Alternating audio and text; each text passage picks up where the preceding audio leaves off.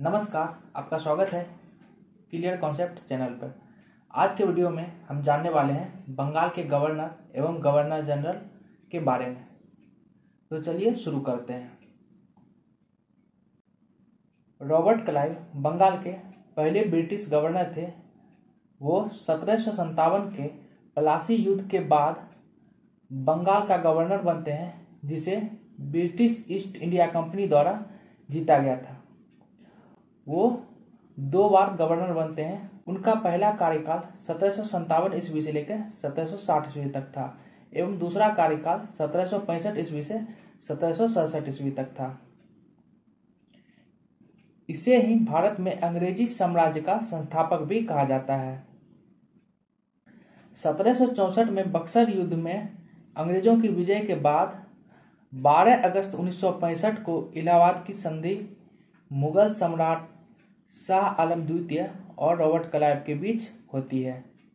इसके साथ ही बंगाल में दोहरी शासन की स्थापना क्लाइव द्वारा की जाती है। दीवानी एवं राजस्व संबंधी शासन कंपनी के हाथों में होती है, जबकि निजामत यानी कि शांति व्यवस्था निजाम के हाथों में। इलाहाबाद के संधि के अधीनता के कारण मुगल सम्राट शाह आलम द्वितीय को 26 लाख की पेंशन दी जाती है। इसी के शासन काल में रॉबर्ट क्लाइव द्वारा सैनिकों के अन्य भत्तों पर रोक लगा दी जाती है, जिसके कारण अंग्रेजी सैनिकों द्वारा विद्रोह होता है, जिसे श्वेत विद्रोह के नाम से भी जाना जाता है, जिसमें बहुत सारे अंग्रेजी सैनिक मारे जाते हैं। अब हम जानते हैं वारेन हेस्टिंग के बारे में। इनका कार्यकाल 1772 ईस्वी से लेकर 1785 ईस्वी तक था। 1772 ईस्वी में वारेन हेस्टिंग बंगाल का गवर्नर बनते हैं।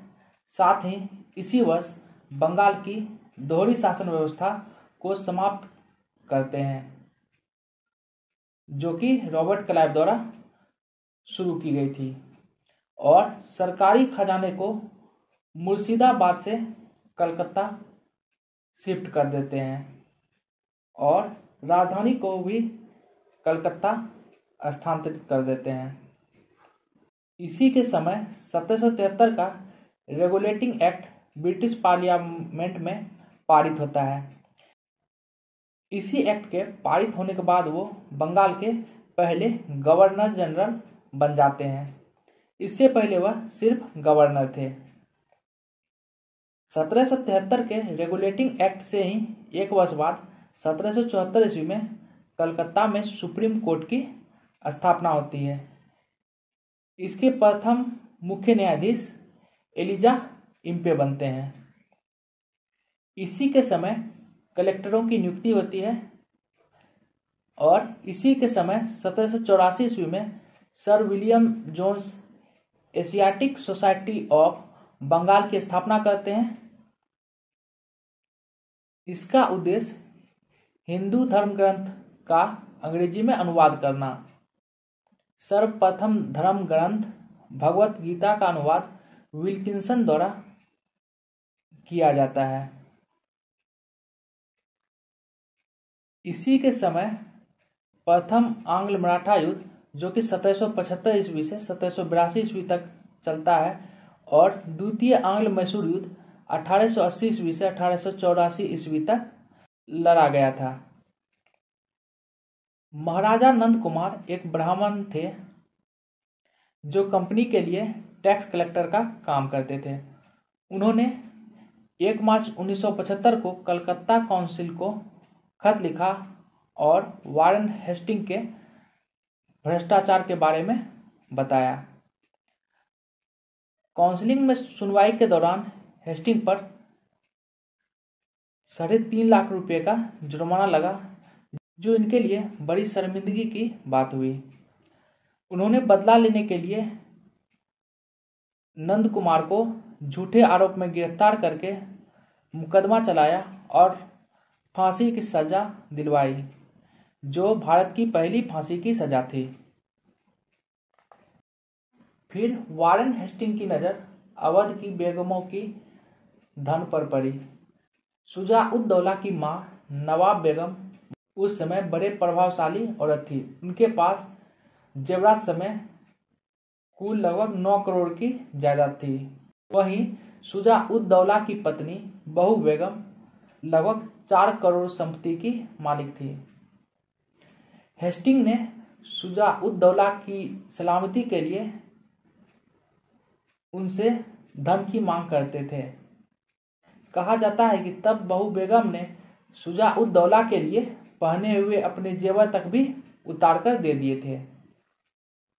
वारेन हेस्टिंग पर महाभियोग का प्रस्ताव 1786 ईस्वी में एडमंड बर्क द्वारा हाउस ऑफ कॉमन्स इंग्लैंड में लाया गया था। उस पर नंद कुमार की फांसी, अवध की बेगमों का धन लूटने का आरोप एवं भ्रष्टाचार का आरोप लगा था।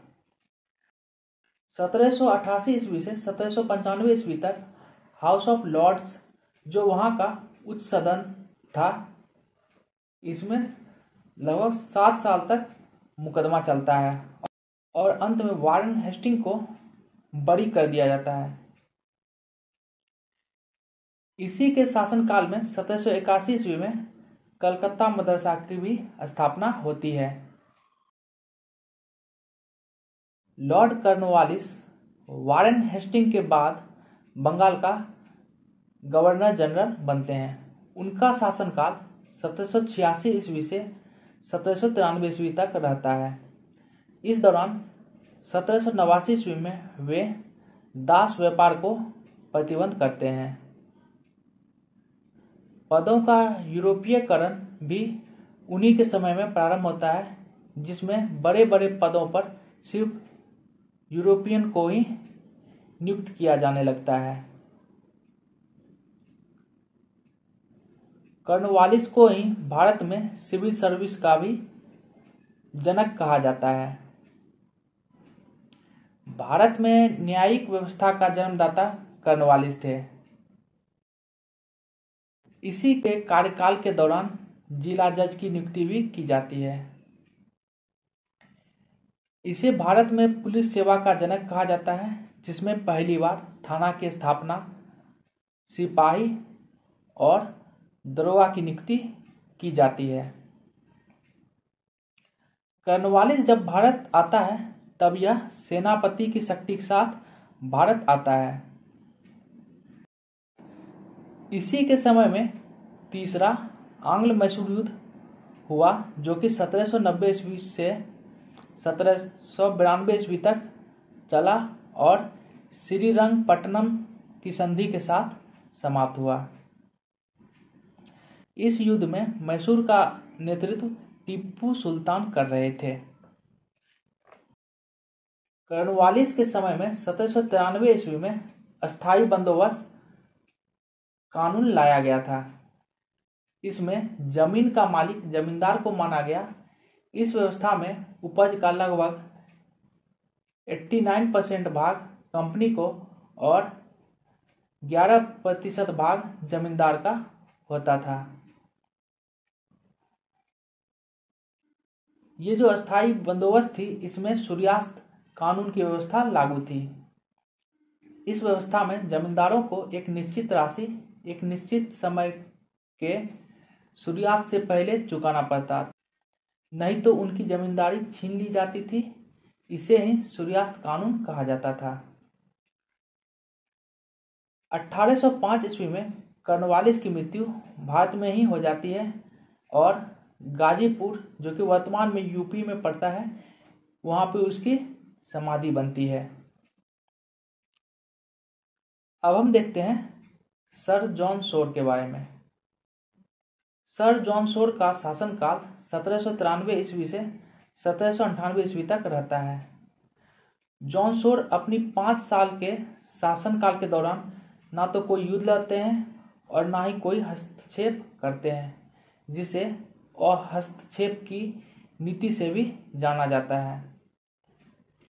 इसी के समय शिशुवध पर प्रतिबंध लगाया जाता है, जो उस समय जमींदारों और राजस्थानों के राजपूतों द्वारा बालिका शिशु को वध कर दिया जाता था, ताकि भविष्य में उन्हें दहेज के रूप में अपनी संपत्ति का दान न करना पड़े। 1793 ईस्वी का चार्टर एक्ट इसी के समय में पारित होता है। अब हम देखते हैं लॉर्ड वेलेस्ली के बारे में। लॉर्ड वेलेस्ली का शासनकाल 1798 ईस्वी से 1805 ईस्वी तक होता है। लॉर्ड वेलेस्ली भी सर जॉन शोर की तरह शिशुवध पर प्रतिबंध लगाते हैं। वेलेस्ली को 1799 ईस्वी में मार्क्यूस की उपाधि प्रदान की जाती है, जो कि उन्हें चतुर्थ आंग्ल मैसूर युद्ध में विजय के लिए दिया जाता है। भारत में सहायक संधि का जन्मदाता डुप्लेक्स थे, जो कि एक फ्रांसीसी गवर्नर जनरल थे। वेलेस्ली ने साम्राज्य विस्तार के लिए सहायक संधि का प्रयोग किया। सहायक संधि ईस्ट इंडिया कंपनी और भारतीय रियासतों के बीच एक संधि थी, जिसमें भारतीय रियासतों को अंग्रेजों के हाथों अपनी आज़ादी देनी पड़ी। सहायक संधि करने वाले भारतीय शासकों को अपनी सेना को समाप्त करना पड़ता था और ब्रिटिश सेना को स्वीकार करना पड़ता था। शासकों को ब्रिटिश सेना का खर्च स्वयं उठाना होता था। यदि वे भुगतान करने में असफल होते थे तो उनके क्षेत्र का एक भाग ब्रिटिश कंपनी को सौंप देना पड़ता था। अंग्रेज इसके बदले विदेशी आक्रमण या आंतरिक विद्रोह से रियासतों की रक्षा करेंगे और ना ही वे आंतरिक मामलों में इंटरफेयर करेंगे, लेकिन फिर भी वे इंटरफेयर करते थे। अंग्रेजों का रियासतों के विदेश नीति पर भी नियंत्रण था। पहला राज्य जिसने वेलेस्ली की सहायक संधि को स्वीकार किया हुआ था हैदराबाद का निजाम, जो कि 1798 ईस्वी में स्वीकार करते हैं। दूसरा मैसूर 1800 ईस्वी में, अवध 1801 ईस्वी में, पेशवा बाजीराव द्वितीय 1802 ईस्वी में बेसिन की संधि स्वीकार करते हैं। भोसले 1803 ईस्वी में देवगांव की संधि करते हैं। सिंधिया 1803 ईस्वी में सुरजी अर्जुन गांव की संधि करते हैं। होलकर 1804 ईस्वी में राजपुर घाट की संधि करते हैं। वेलेस्ली स्वयं को शेरे बंगाल भी कहता था। वेलेस्ली ने कलकत्ता में फोर्ट विलियम कॉलेज की स्थापना 1800 ईस्वी में करता है। यह नए भर्ती आईसीएस के प्रशिक्षण के लिए खोला जाता है। इसी के समय में द्वितीय आंग्ल मराठा युद्ध, जो कि बेसिन की संधि के साथ समाप्त होती है, इसी के समय चतुर्थ आंग्ल मैसूर युद्ध होता है, जिसमें टीपू सुल्तान मारे जाते हैं। अब हम देखते हैं सर जॉर्ज बार्लो के बारे में। इनका कार्यकाल ज़्यादा लंबा नहीं था। ये सिर्फ 1805 से 1807 ईस्वी तक गवर्नर जनरल रहते हैं। इसी के समय में 1806 ईस्वी का वेल्लोर सैनिक विद्रोह होता है। वेल्लोर मद्रास में पड़ता था और उस समय मद्रास का गवर्नर जनरल विलियम बेंटिक थे। यही विलियम बेंटिक भारत के पहले गवर्नर जनरल बनेंगे 1833 ईस्वी के चार्टर एक्ट द्वारा। इनके बारे में हम अगले वीडियो में जानेंगे। अब हम देखते हैं लॉर्ड मिंटो के बारे में। लॉर्ड मिंटो प्रथम का कार्यकाल 1807 ईस्वी से 1813 ईस्वी तक था। लॉर्ड मिंटो चार्ल्स मेटकॉफ को महाराजा रंजीत सिंह के दरबार में भेजते हैं, जहां 1809 ईस्वी की अमृतसर की संधि होती है। ये वही चार्ल्स मेटकॉफ हैं जिसे भारतीय समाचार पत्रों का मुक्तिदाता भी कहा जाता है। इनके बारे में हम आगे के वीडियो में जानेंगे। इसी के समय में 1813 ईस्वी का चार्टर एक्ट पारित होता है। अब हम देखते हैं लॉर्ड हेस्टिंग के बारे में। इनका कार्यकाल 1813 ईस्वी से 1823 ईस्वी तक था। इसी के समय में आंग्ल नेपाल युद्ध 1814 ईस्वी से 1816 ईस्वी तक चलता है। इसमें अंग्रेज विजयी होते हैं। यह युद्ध संगोली की संधि के साथ समाप्त होती है। पिंडारियों का दमन इसी के समय में होता है। पिंडारी लुटेरे, डाकू और हत्यारे थे। मराठाओं द्वारा इन्हें संरक्षण प्राप्त था। ये बाजीराव प्रथम के समय बिना वेतन के सैनिक थे और लूटपाट करके अपना भरण पोषण करते थे। तीसरा व अंतिम आंग्ल मराठा युद्ध 1817 ईस्वी से 1818 ईस्वी तक चलता है। इसमें पेशवा बाजीराव द्वितीय पराजित हो जाते हैं और मराठा रियासत को अंग्रेजी साम्राज्य में मिला लिया जाता है। पेशवा बाजीराव को 8 लाख की वार्षिक पेंशन देकर कानपुर पिठूर भेज दिया जाता है। तीसरा आंग्ल मराठा युद्ध को पिंडारी युद्ध के नाम से भी जाना जाता है, क्योंकि इस युद्ध में मराठों के तरफ से पिंडारी भी लड़ रहे थे। 1818 ईस्वी में अंग्रेज मराठों को हराने के बाद भारत की सर्वोच्च शक्ति बन जाते हैं। अब हम देखते हैं लॉर्ड एमहर्स्ट के बारे में। 1823 से 1828 ईस्वी तक इनका कार्यकाल रहता है। इसी के समय में 1824 ईस्वी का बैरकपुर सैन्य विद्रोह होता है। बैरकपुर का विद्रोह आंग्ल बर्मा युद्ध के दौरान होता है, जिसमें ब्रिटिश अधिकारियों द्वारा सिपाहियों को बैरकपुर से चटगांव तक पैदल मार्च तथा वहां से समुद्री मार्ग से वर्मा जाने को कहा जाता है, लेकिन उन्हें अपना सामान ढोने के लिए किसी प्रकार की व्यवस्था नहीं दी जाती है। इसकी शिकायत वे अपने उच्च अधिकारियों से करते हैं, लेकिन वे इस पर किसी प्रकार का ध्यान नहीं देते हैं। जबकि दूसरा कारण था कि भारत के उच्च जातियों के सिपाही समुद्र मार्ग से यात्रा को अपशगुन मानते थे, जिसके कारण वे पैदल मार्च करने से इनकार कर देते हैं। तब कमांडर इन चीफ भारतीय सिपाहियों को सरेंडर करने को बोलते हैं, लेकिन वे इनकार कर देते हैं। इसके बाद ब्रिटिश रेजिमेंट के सैनिक उन्हें चारों तरफ से घेर लेते हैं और उन पर पैदल सैनिकों एवं तोपों द्वारा हमला किया जाता है, जिसमें लगभग 200 सैनिक मारे जाते हैं। इसी के समय प्रथम आंग्ल बर्मा युद्ध लड़ा जाता है, जो 1824 ईस्वी से 1826 ईस्वी तक चलता है।